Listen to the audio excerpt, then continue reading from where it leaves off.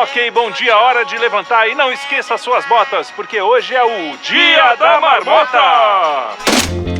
É assim que começa o dia de Phil Connors, quer dizer, é assim que começam os dias, milhares de dias. Se você ainda não viu essa obra-prima das comédias românticas e não sabe do que eu estou falando, me agradeça, pois o Cine Quinto de hoje traz O Feitiço do Tempo, filme de 1993 dirigido pelo Egon dos Caça-Fantasmas, também conhecido como Harold Ramis, e que está entre os melhores filmes já feitos segundo a minha lista pessoal. O filme conta a história de Phil Connors, vivido por Bill Murray, um meteorologista arrogante e insatisfeito que é designado para cobrir o Dia da Marmota em uma pequena cidade chamada Punxsutawney. Durante a cobertura, Phil acaba preso em um loop temporal, acordando repetidamente no mesmo dia. A partir daí, acompanhamos a sua divertida e, por vezes, até emocionante transformação. Um filme que fala sobre graça, mudança interior e, como não poderia deixar de ser uma comédia romântica, o poder transformador do amor. É sobre isso que eu falarei aqui no Cine Quinto. Roda a vinheta! Antes de continuar, eu devo avisar que este programa contém spoilers e se você decidir seguir é por sua conta e risco, beleza? Olá, meus cinéfilos elementares! Estamos de volta com mais um Cine Quinto e eu começo agradecendo aos comentários e já vou corrigindo uma gafe que eu cometi no último programa. Ao citar o Édipo Rei, a peça de Sófocles, talvez por ter lido 2 vezes, eu acabei confiando na minha memória, o que é um erro grotesco da minha parte, um erro tão grande quanto confiar nas minhas habilidades matemáticas. E apesar de não fazer diferença no ponto que eu estava tentando defender, eu errei rude ao contar a historinha do Édipo Rei. Na minha defesa, a última vez que eu li foi com 17 anos, ou será que minha memória está me enganando e foi na semana passada? Não sei. Enfim, graças aos nossos queridos comentaristas, ou seja, vocês, estou aqui para reparar o erro. Solução Atende falou: em Édipo Rei, quem recebe a visão do futuro é Creonte, pai de Édipo. Sabendo da intenção deste em dar fim à vida do filho ainda criança para evitar a profecia, a Jocasta, que é a mãe dele, entrega o seu filho para ser criado longe do reino deles. Daí desencadeia-se a sequência de eventos que leva Édipo a matar o pai, que era o que dizia a profecia, e se envolver com a mãe, já que não a conhecia, não a reconheceu, né? Nem ele, nem ela, ele. Além dele, o Kleber Nobre 2062 também contou a história nos comentários com ainda mais detalhes e também comentou o seguinte: acho que foi Hitchcock que definiu suspense e mistério. No suspense, a plateia sabe ou pelo menos imagina o que vai acontecer no futuro, mas o personagem não. No mistério, o personagem pode até saber o que aconteceu no passado, mas a plateia não. Então, uma definição mais completa do que eu disse também aí nos comentários. Muito obrigado, vocês estão sempre abrilhantando os nossos comentários e não deixem de continuar comentando, né? E também de dar likes e compartilhar, porque isso ajuda muito o nosso canal, tá bom? Bom, então vamos começar a falar sobre Feitiço do Tempo, né? O filme, como eu falei na introdução, foi dirigido por Harold Ramis, que fez o papel de Egon em Os Caça-Fantasmas. Não só isso, ele também escreveu o roteiro do filme, né? Não só do Feitiço do Tempo, como dos Caça-Fantasmas mesmo. Como diretor, ele foi responsável por Férias Frustradas, O Clube dos Pilantras, A Máfia no Divã, entre outros. E como roteirista, além dos Caça-Fantasmas e do Feitiço do Tempo,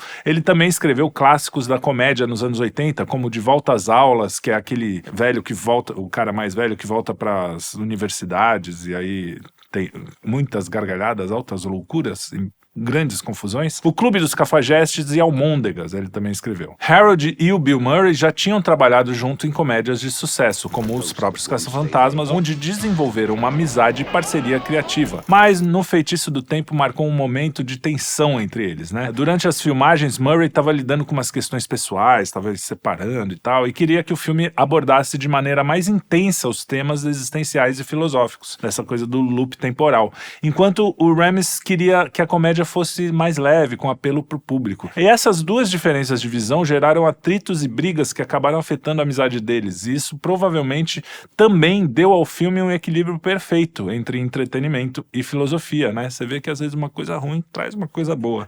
O relacionamento ficou tão abalado que eles ficaram mais de 20 anos sem se falar. Somente em 2014, pouco antes da morte do Ramis, os dois se reconciliaram. Mas, Filipão, qual é a história do filme, afinal? Para de falar do diretor e tal. Vamos lá, então, pro filme. Phil Connors, vivido pelo Bill Murray, é um meteorologista cínico e arrogante de uma estação de TV. Ele, um cameraman e a sua produtora Rita, que é vivida pela Andie MacDowell, são enviados para cobrir o Dia da Marmota, que é uma festinha do interior lá dos Estados Unidos, em Punxsutawney. Ela fica na Pensilvânia, essa cidadezinha. E ela existe mesmo, tá? Phil despreza o trabalho e os moradores locais e deseja ir embora o mais rápido possível, mas uma nevasca inesperada o obriga a passar mais uma noite na cidade. Aqui a gente já é apresentado a personalidade do Phil. Em resumo, ele é um babaca, né? Basicamente é isso. É fácil de resumir a personalidade do Phil Connors. Quando o Phil acorda no dia seguinte, ele percebe algo estranho. Está revivendo o mesmo dia. A princípio ele fica confuso, mas logo descobre que está preso em um loop temporal, condenado a viver no Dia da Marmota indefinidamente. No início ele tenta explorar as vantagens de viver sem consequências, comendo e bebendo sem culpa, roubando, sendo rude e manipulando as pessoas. Ele até tenta conquistar a Rita usando o conhecimento que adquire a cada novo dia para impressioná-la, mas as suas tentativas fracassam. Conforme os dias passam, ou melhor,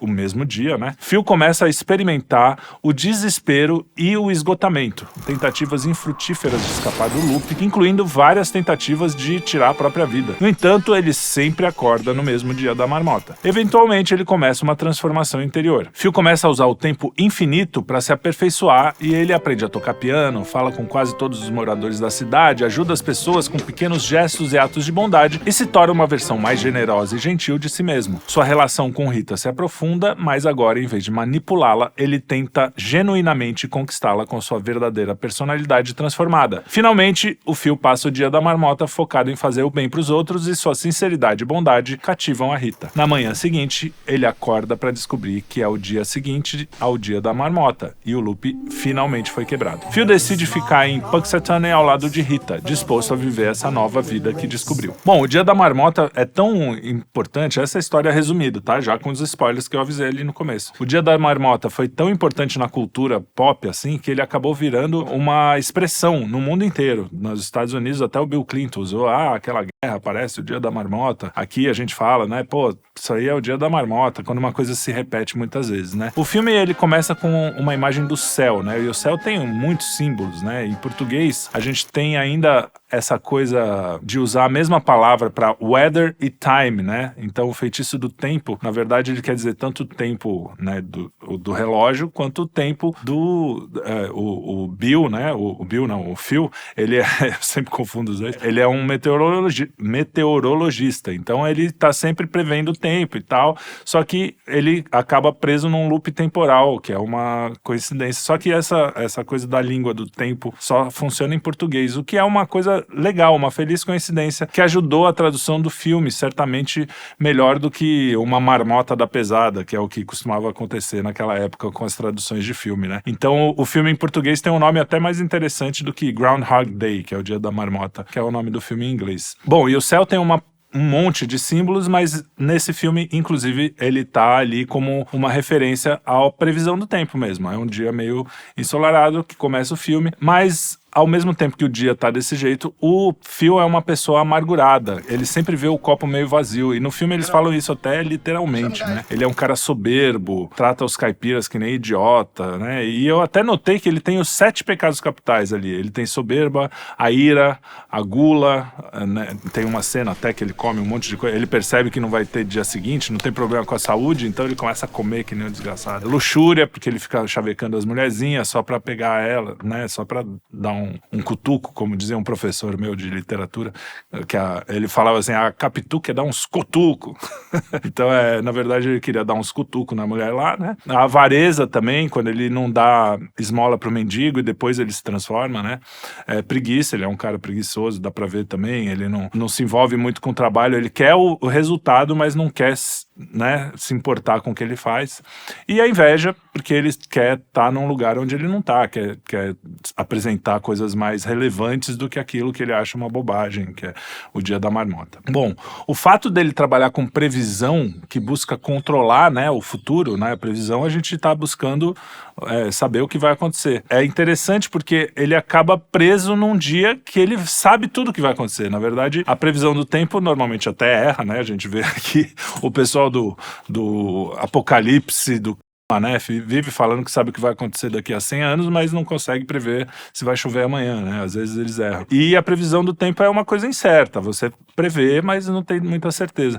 Mas ele tá vivendo o mesmo dia ali e ele sabe exatamente o que vai acontecer. Então a vida dele, naquele momento do loop temporal, é completamente previsível, né? Isso é muito interessante. Ele acaba tendo essa experiência da previsibilidade total. E isso é interessante porque nos dias de hoje a gente tem uma coisa com a rotina, essa coisa, mas o que a gente busca para a gente se aprimorar, a gente precisa de um mínimo de previsibilidade, né? Tanto é que o casamento é um símbolo disso. Quando você vai casar com alguém, você promete pro outro alguma previsibilidade. Olha só, eu sou uma pessoa horrível, você também, todos nós, né, somos pecadores, somos caídos, só que ainda assim eu vou ficar com você mesmo que sabendo de tudo isso, mesmo sabendo que a gente tem defeitos, que a gente tem problemas e tal. Eu me comprometo a ficar com você pelo resto da vida e a gente vai passar pelas dificuldades que a gente tem, né, por sermos assim, e eu não vou te abandonar por causa disso, né? Então, isso é uma coisa que faz com que o casal, né, cresça como pessoa, como casal, né, e a gente que acredita em Deus, que cresça espiritualmente para chegar no paraíso. Na verdade, a função do casamento é justamente você amar o outro como Cristo amou a igreja. Então, é você se sacrificar pelo outro, é você doar mais do que receber. E assim, quando os dois fazem isso, os dois acabam recebendo também, né? E isso faz com que cada um cresça, tanto individualmente como casal. Então essa previsibilidade que hoje em dia, nos tempos modernos, é visto como uma coisa ruim, na verdade é um negócio, é o que a gente busca, né? O mundo moderno, por um lado, também fez com que a gente conseguisse ter uma vida mais previsível, né? A vida nas cavernas era completamente imprevisível, né? A gente buscou essa previsibilidade, né? Isso também é um símbolo do que a gente pode ou não controlar. Tem coisa que a gente tem que deixar na mão de Deus, né? Tem aquele trecho, olhai os lírios do campo, né? Ver como eles se vestem, não se preocupam com amanhã e tal. Então tem coisas que são incontroláveis e a gente tem que fazer um esforço sobre as coisas que a gente pode controlar. Por isso que o casamento é uma coisa legal, por isso que a gente defende a família, que é uma coisa assim, uma pessoa que está em volta de pessoas que estão lá para deixar as coisas mais ou menos previsíveis. Ó, eu posso contar com você, você pode contar comigo. Então, o que a gente não pode controlar, a gente deixa na mão de Deus, mas a gente não pode simplesmente ficar esperando que Deus vai fazer tudo, né? Então a gente também tem que fazer a nossa parte. E esse filme é mais ou menos isso, ele no incontrolável, num dia péssimo, ele vai fazendo a parte dele até que ele transforma aquele dia num dia melhor. E aí a gente percebe também, quando aparece a Rita, né, essa diferença entre eles, né? Ela é uma pessoa que sempre vê o copo meio cheio, é uma pessoa já alegre e que tá sempre pra cima, assim, fazendo com que as coisas fiquem mais fáceis, mais leves e mais alegres, enfim, que é o que a gente tem que fazer. Nós, como cristãos, né, somos o sal da terra, a luz do mundo, então a gente tem que fazer sempre que a gente esteja em um lugar, deixar ele um pouquinho melhor, né? A gente tem que dar aquele tempero, que é essa alegria aí mesmo nas dificuldades, né? O Phil, ele é cosmopolita, né? Então ele reclama, ai, não tem nenhum cappuccino, não sei o quê, ele é todo reclamão porque ele é meio cosmopolita e me lembra muito esse mundo woke, né? É o pessoal da cidade grande olhando pros caipira, né? Falando assim, ai, esses pessoal deploráveis, né? Esses caipiras aí que não sabem nada. Eu aqui em Nova York, eu sei muito mais sobre a vida do que aquele Zezinho que vai pra igreja, não sabe nada, acredita em Papai Noel, né? Essa bobagem, né? É como ele pensa no começo do filme. E aí, continuando, quando a gente vai passando pelo filme e o dia começa a se repetir, o primeiro que chama atenção é o Ned Ryerson. O Ned Ryerson é aquele amigo dele chato, todo mundo também sempre teve um amigo chato na vida e que ele não vê há anos e de repente eles se encontram lá e tem umas teorias, né, muito interessantes na internet. Depois, eu não vou contar aqui porque senão vai levar muito tempo, mas vocês podem buscar, tem em português, tem em inglês, tem por aí no TikTok, tem no YouTube, procura Ned Ryerson, sei lá, demônio, não sei o que. A teoria é de que ele seria o diabo tentando roubar sua alma, né? E que aquele seguro que ele tenta vender, na verdade, é um contrato para vender a alma e que ele faz com que ele repita esse dia até ele aceitar assinar o contrato. É uma teoria interessante, apesar de que eu acho que não se sustenta com o filme inteiro, assim, mas é divertido. Como na vida, né? Ele começa como a gente, quando chega na vida, né? Quando a gente nasce, por exemplo, a gente começa a vida com espanto, uma estranheza. Então esse filme também tem um pouco essa referência ao caminho que a gente faz quando a gente nasce, cresce e morre. amadurecimento, né? Então a gente começa com esse espanto, essa estranheza, até uma certa...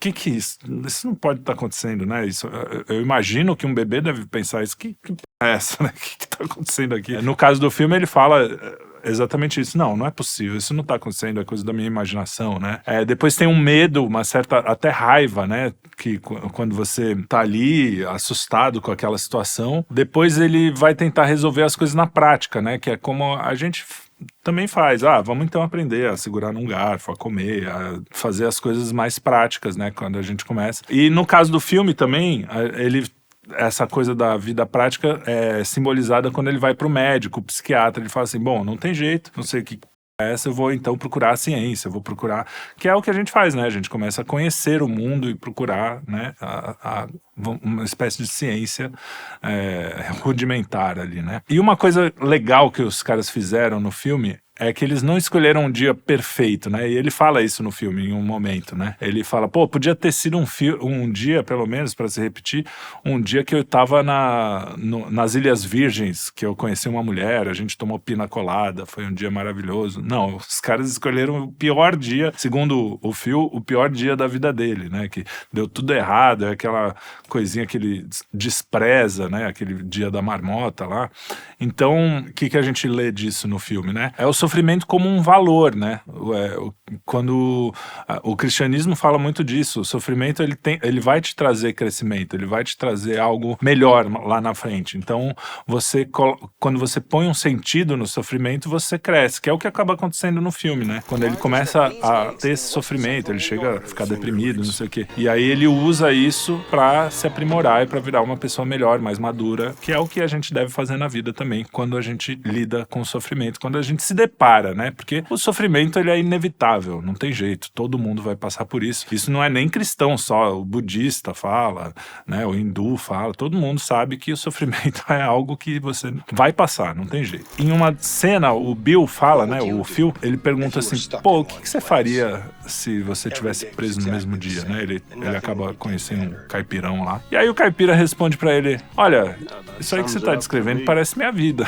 E aí também é um jeito da gente, como espectador, falar assim, cara, não é que é isso mesmo, né? A vida é um pouco isso, é uma repetição, né? Você acorda, tem coisas que você tem que fazer todo dia, você tem que acordar, você tem que ir no banheiro, você tem que comer, você tem que, enfim, beber água.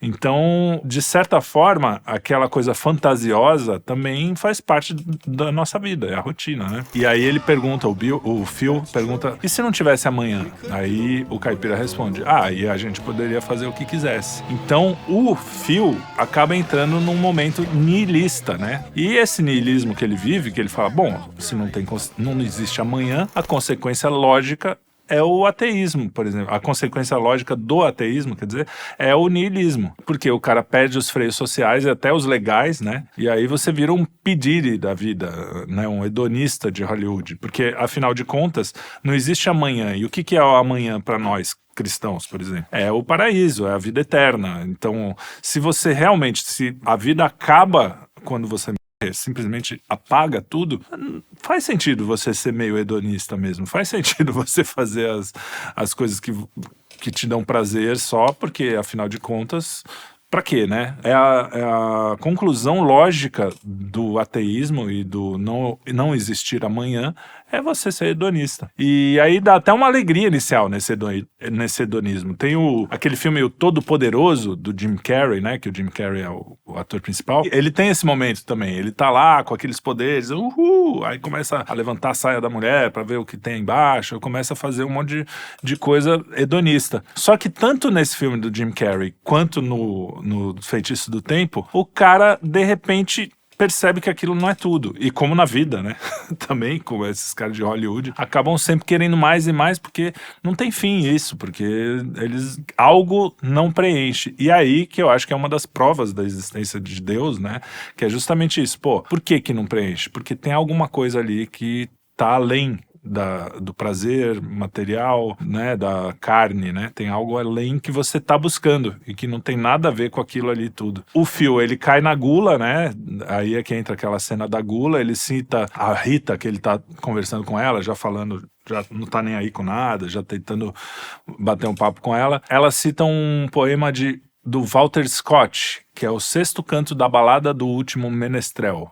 E aí o poema começa assim: respira ali o homem com a alma tão morta que nunca disse para si mesmo, esta é a minha terra. Então, ali você vê que ele com tudo, ele tem tudo, só que não tem nada. Ele não adianta nada ele poder fazer tudo e ter a alma morta, né? É ali que ele percebe, quer dizer, nesse momento do filme ele nem percebe, mas é ali que ela começa a indicar que existe alguma coisa que você precisa fazer além de só ter os seus prazeres, né? E é engraçado que nesse momento a gente também vê os valores de 1993, nem faz tanto tempo assim, 31 anos, pra mim, que tenho 45, não faz tanto tempo, mas pra você talvez faça.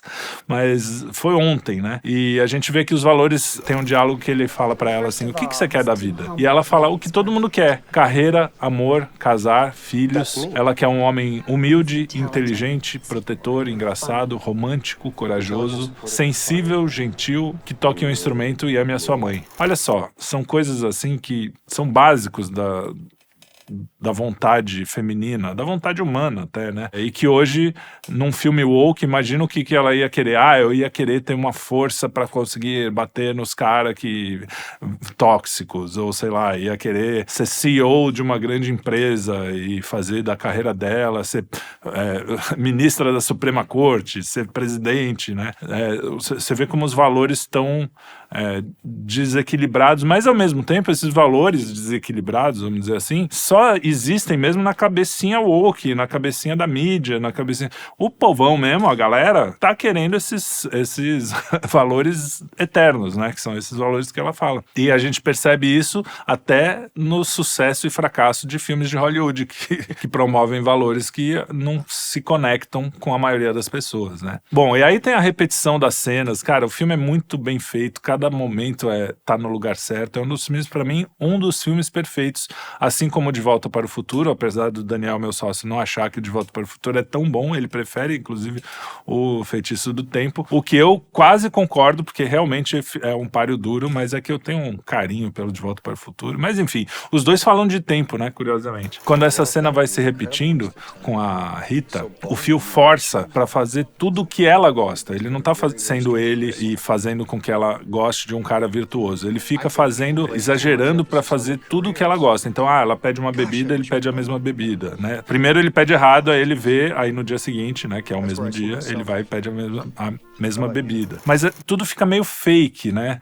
A diferença entre você dizer o que ela quer ouvir e dizer a verdade. Você tem que saber disso, né? Entre um homem e uma mulher, um relacionamento saudável é justamente esse. O cara diz a verdade, mostra quem ele é de verdade, e ela vai se apaixonar por aquele cara, não por alguém que ele fez pra agradar a mulher, né? Porque tem muito disso. Principalmente nos dias de hoje, existe essa coisa. Ou o cara fala assim, não, eu vou fazer, tipo feminista, assim, eu vou fazer o que eu quero e a mulher que queira quem eu sou e não sei o quê. E o contrário também, né? Tipo, não, eu vou fazer tudo que ela quer, vou rastejar, tipo, o escravoceta, né? Que dizem, desculpa aí a família brasileira.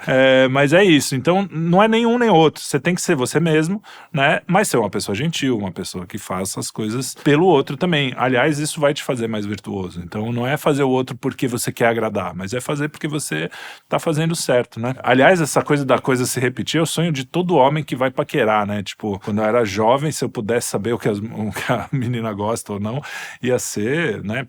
Pega todas, né? Que é o que acaba acontecendo com ele. Ele pega a cidade inteira e dá certo, mas aí ele vai ter que repetir isso várias vezes, e como não é verdadeiro, não é interno, uma coisa dele, acaba ficando falso. Aí quando ele tem o dia perfeito com ela, ele tenta repetir e obviamente fica sem a espontaneidade, né? Que ele tinha na primeira vez, também não dá certo. Bom, mas antes disso ele entra num tédio absurdo, porque é o que acontece também com os hedonistas, né? Você faz tudo, ainda mais o cara que tem tudo mesmo, começa a ganhar dinheiro, a ficar rico e tem o acesso a tudo. Tédio, depois depressão, quase loucura. Ele tenta mesmo tirar a vida de várias formas, mas acorda no dia seguinte. Então ele acaba se sentindo Deus. Olha só como tem esse paralelo entre as pessoas que dão certo e acabam pensando só na parte material e hedonista, né? Ela se sente meio Deus, assim. Claro que isso dá errado também pra ele. E aí chega um momento que ele fala, não, eu vou falar a verdade. E ele mostra que conhece a Rita, começa a descrever as coisas boas dela por fora e depois por dentro, porque ele já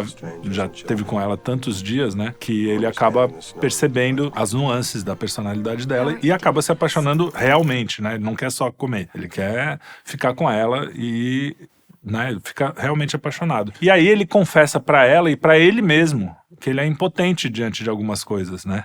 Porque ele começa a passar um tempo com ela sem segundas intenções e ele fala pra si, né?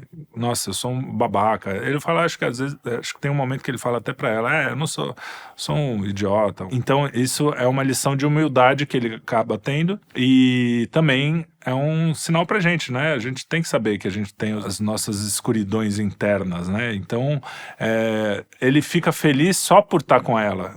Isso já não é mais tão importante nesse momento. Então, realmente o dia acontece de uma forma perfeita, quase. Só que isso vem depois de várias falhas, inclusive um dia que tudo foi perfeito e no final ele só quer transar. E aí também dá errado, porque ela também tem uma pessoa virtuosa e ela diz não, né? Fala, não, na primeira mal te conheço, porque ela só conhece o cara há um dia, né? Então ela fala, não, isso aí eu não quero, não sei o quê. E aí ele fica frustrado e aí ele começa a ir pro niilismo, mas volta. E quando ele percebe que ela é mais que isso, que a pessoa é mais do que uma carne ali, que você quer só ele começa a crescer como pessoa e começa a realmente chamar a atenção dela, né, como homem. E aí ele se declara pra ela, diz que ela é a pessoa mais doce e gentil que ele já conheceu, e a bondade dela com os outros, né, também nesse dia pequeno que ele percebe, faz com que ele se apaixone. E ela já tinha tudo isso já dentro dela.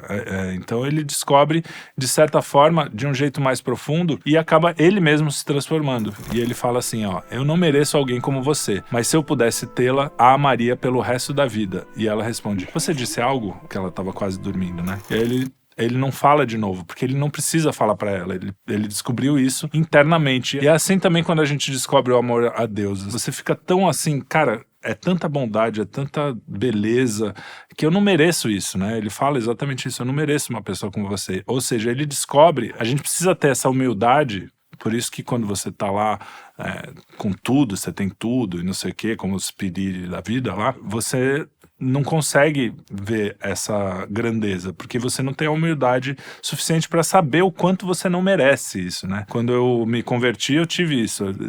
Eu olhava para as coisas, aquela coisa do copo cheio e vazio, eu sempre olhava o copo meio vazio. E de repente, sem mudar nada na minha vida, eu comecei a ver que o copo tava cheio pra caramba, nem merecia tanta graça, né? Que é isso que o filme fala, ó, é o mesmo dia, é a mesma coisa acontecendo todo dia e você só não tinha percebido o quanto você é abençoado, né? O quanto você tem graça. E quando você descobre isso, você fala, cara, eu não mereço. E aí a humildade realmente, não tô dizendo que eu sou o mais humilde dos homens, mas realmente isso mudou internamente. Você fala, cara, obrigado. Você só agradece, ao invés de você ficar reclamando da vida, você começa a agradecer. Porque você fala, pô, eu tenho muito mais do que eu merecia, né? E é assim, quando a gente descobre o amor de Deus, e é difícil amar de volta, porque é um negócio tão grande, né? Que você fala assim, pô, como é que eu vou fazer isso? Como é que eu vou retribuir? Não tem como, por isso que você acha que você não é merecedor. E não é mesmo, né? A nossa salvação vem porque Deus quis, não porque a gente mereceu muito. Mas enfim, o filme também é uma metáfora desse casamento, né? Que a gente tem que conquistar o outro todos os dias. Aliás, tem um filme muito legal que é Como Se Fosse a Primeira Vez, com Adam Sandler, que é isso, né? Você tem que conquistar todo dia, você tem que renovar aquilo, você fazer as coisas novas. Aliás, é isso que Cristo faz pro cristão, é fazer todas as coisas novas, né? E a gente todo dia renovando os votos, renovando o amor que a gente tem, renovando... E às vezes é difícil, porque você tá lá, né? Rotina, aquela coisa. Mas quando você se esforça um pouco, essa coisa só cresce. Então você se sacrificar os seus desejos para servir o outro, por mais contraditório que possa parecer, esse seu sacrifício pelos desejos faz com que você ame mais o outro, a Deus ou a sua esposa, no caso, né? E a vida é essa repetição, né? Os problemas são parecidos, a nossa forma de encarar e a experiência que vão ajudar a gente a viver melhor. Por isso que se chama graça, né? Você vê a mesma coisa com outro olhar. A graça faz isso, você olhar as coisas com um olhar mais, né?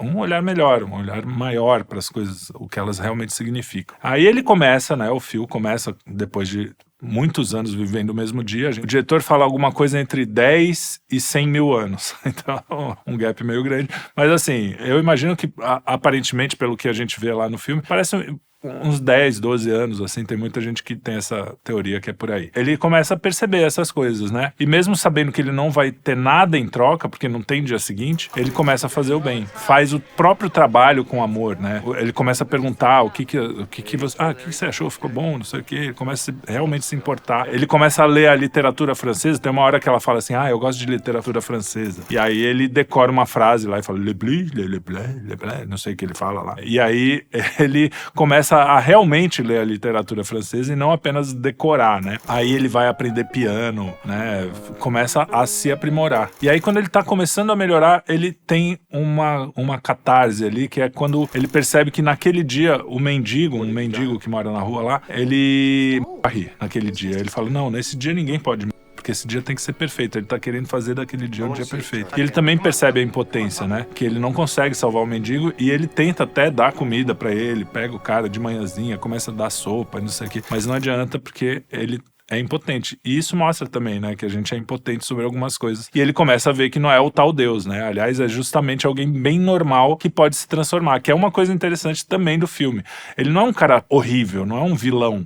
Também não é um cara ótimo, ele é um cara normal pra ruim, e o filme mostra justamente qualquer um de nós, que a gente sabe no fundo que a gente também é normal pra ruim, né? A maioria das pessoas, pelo menos que tenta, né, uma vida normal assim, né, que não seja um psicopata ou coisa assim, a gente é meio normal pra ruim, assim, a gente tenta, se a gente não faz nada a respeito, a gente acaba sendo assim, e aí a gente você consegue, o filme mostra que você consegue se aprimorar, se transformar, né? Vivendo a vida todo dia, com essa repetição que é a vida, você consegue se transformar. E ele acaba virando um homem que faz as coisas com sentido. E um homem que faz as coisas com sentido é um homem feliz. Ele começa a viver mais feliz, vivendo pros outros e fazendo o trabalho, o mesmo trabalho. Ele chega lá na frente da câmera, estamos aqui no dia da marmota. No primeiro dia ele tá, estamos aqui no dia da marmota, não sei o quê. No 18º dia, sei lá, depois de um ano ele tá lá, estão aqui nessa dessa marmota aí, ninguém aguenta mais. Só que aí depois de 100 mil anos, ou sei lá, de 10 anos, ele começa a fazer aquilo, talvez até pela repetição, com tanto sentido, com tanto amor, que as pessoas começam a ficar em volta, vendo a beleza daquele cara. Não é legal quando você vê um cara trabalhando? Outro dia até aconteceu comigo, um sujeito numa padaria, um garçom. Cara, o cara veio com tanto amor fazendo o que ele faz, ele nem percebe que ele ama tanto o que ele faz, que não é exatamente o que ele faz, mas como ele faz, como ele vive a vida, como ele enxerga, que a gente chamou a atenção, era uma padaria normal e o cara veio, uma gentileza, uma alegria, não sei o quê. E a gente voltou um mês depois e contou isso pra ele. Cara, chamou a atenção justamente esse jeito que você veio. Ele ficou feliz, claro. Mas é isso, né? Uma pessoa dá gosto você ver uma pessoa que gosta do que faz, né? Fui no show do Paul McCartney também, o cara com 82 anos, a idade do Joe Biden, olha só. E fazendo um show lá. E eu fui 2 dias, porque um dia eu fui com a minha esposa e no outro com meu filho, eu não consegui, enfim, convite pro mesmo dia. E nos 2 dias o cara é o dia da marmota, basicamente no final, porque ele tá muito feliz no primeiro dia, muito feliz fazendo. É a mesma atitude diante daquela repetição que é muito legal. Então, e isso dá gosto da gente ver, né? É muito legal. E a gente precisa aprender com isso e tentar fazer, né? Aqui mesmo, este programa, eu gravei ontem, inteirinho, e eu estou regravando porque deu problema no som. Então, este programa é o próprio Dia da Marmota, né? E eu tô tentando fazer, pelo menos, de um jeito que pareça fresco para vocês. E eu acho que isso foi um treino interessante, né? Até foi providencial o que acontecesse. Bom, aí ele começa a salvar a vida, a trocar pneu, vira um cara que vive pros outros, praticamente. E ao mesmo tempo ele sabe das coisas, ele estudou, ele se aprimorou, ele virou um homem completo, disputado até pelas mulheres. O valor dele aumentou, mesmo sendo o mesmo cara fisicamente, né? Ele mesmo sendo a mesma pessoa, quer dizer, a mesma pessoa fisicamente, mas ele não é o mesmo homem, ele mudou internamente. Isso fez com que o valor sexual de mercado, né, como tem aquela bobagem que o pessoal fala, dele aumentasse, as mulheres realmente ficam atraídas por ele. E o Bill Murray não é assim um galã, né? Mas no filme realmente você percebe isso, porque ele foi tão legal, um cara tão que ama tanto aquela vida, aquele dia, né, aquela coisa dele, que ele acaba sendo atraente, né? E aí acaba o filme com uma frase que eu acho muito legal, apesar de ela passar batido, se você não estiver prestando atenção, eu mesmo quando vi outras vezes não tinha reparado, que ele fala assim: há algo que eu possa fazer por você hoje? Então é o por você e hoje, né? É tão legal porque o cara fala assim, ó, ele só tem esse dia e a gente só tem essa vida, né? Então a gente precisa fazer pelo outro e tem que ser hoje. E é praticamente no final do filme e mostra justamente o que é o filme, né? O que eu posso fazer por você hoje. Então se pergunte você aí também, o que eu posso fazer pelo outro hoje, não deixe para amanhã para ajudar alguém, para fazer alguma coisa boa. E a última frase que ele fala, se não me engano, é a última mesmo. Ele tá saindo ali da casa onde ele tá. Ele olha assim em volta e fala: nossa, é tão bonito aqui, né? E a gente compara na nossa cabeça com o primeiro dia que ele chegou, que ele odeia aquele lugar. Ou seja, o mesmo lugar que ele odiava virou o melhor lugar do mundo. E ele diz: vamos viver aqui, né? E o melhor lugar do mundo é o quê? Aqui e agora, né? Tem até uma música do Gilberto Gil que fala: o melhor lugar do mundo é aqui e agora. E é mesmo. Porque quando Deus te coloca nesse lugar, a cada segundo, ele te colocou no melhor lugar possível para sua salvação. Então, se você está aí agora, num momento difícil, num momento ou num momento legal, não sei o quê, este é o lugar mais perfeito para que você salve a sua alma hoje, tá? Então, em outra situação, você poderia estar mais perto da perdição. Então, agradeça esses momentos e viva, né, o dia como o Phil acabou vivendo no final do filme. Bom, as pessoas fazem comparações com o purgatório, né, do filme, com a psicanálise, né, esse caminho que a gente faz quando vai fazer psicanálise, e é verdade mesmo, a gente revive as mesmas coisas e olha para elas de formas diferentes. Até com a reencarnação, o diretor era meio budista, tinha um lance lá com o budismo, mas o importante é que ele fala de algo universal. O legal desse filme é justamente que tem algo de tão verdadeiro ali que está na maior parte das visões filosóficas e religiosas, né? Eu não tô querendo ser perennialista aqui, mas realmente existe uma verdade ali nesse filme que é universal, e isso faz dele um grande filme. Tem um cara que tem um canal que chama Joe Blow Originals, que ele também faz uma comparação legal, que é como se fosse um jogo de videogame que você pega a sua fase preferida e fica jogando várias vezes. Eu, que já joguei videogame, sei como é que é isso, quem já jogou também deve saber. Então você pega aquela fase e fala: não, eu vou fazer perfeito, pegar todas as moedinhas, fazer tudo certinho e deixar ela redonda, assim, que é o que ele faz no filme, né? Eu achei legal essa comparação. E uma última coisa que eu queria apontar aqui são as músicas, né? No começo, quando ele tá na cidade, tem aquela polca, que é um negócio bem caipira americano mesmo, e tem uma música que chama The Weatherman, que começa o filme com essa música, e que é muito legal. Eu coloquei até na minha playlist, que chama 20 GB de pura alegria, que o pessoal, quando eu era moleque, tinha o meu iPad, o meu primeiro iPod, né? Diziam que eu só tinha música alegre lá, que era 20 GB de pura alegria. Na época era 20 GB no iPod. E aí eu fiz essa playlist que só tem música pra levantar o astral, mas também tem outra playlist que chama Sad Songs and Waltzes, né? Músicas tristes e valsas, que também tem para um dia que você tiver mais baixo astral e quiser curtir aquela fossa. Então, se você procurar lá no Spotify, tem essas duas playlists, e eu sempre vou colocando músicas lá no 20 GB de pura alegria e no Sad Songs and Waltzes. Dá uma olhada lá se você quiser ouvir um som. E aonde assistir?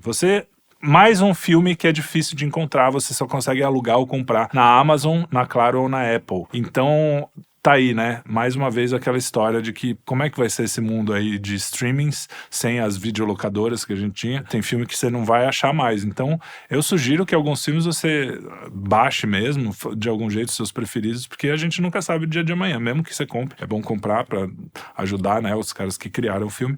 Mas porque você não sabe, se amanhã decidirem tirar do catálogo, você nunca mais vai ver, assim como o Cocoon, né? A gente falou sobre isso. Agora, você sabia que a tradição de observar uma marmota para prever o tempo surgiu na cidade de Punxsutawney, na Pensilvânia? Realmente, ela existiu. E é comemorada desde 1887 e tem origem alemã, onde era usado um texugo ao invés de uma marmota. O evento é organizado pelo Clube da Marmota de Punxsutawney, que tem uma programação extensa, e os apresentadores do evento usam trajes tradicionais como cartola, smoking e gravata borboleta, assim como no filme, né? Agora, os meteorologistas afirmam que a marmota só acertou 39% das previsões desde 1887, o mesmo índice de uma previsão aleatória, o que já é bem mais do que a Miriam Leitão e o Guga Chakra somados, né? Então, até que tá bom.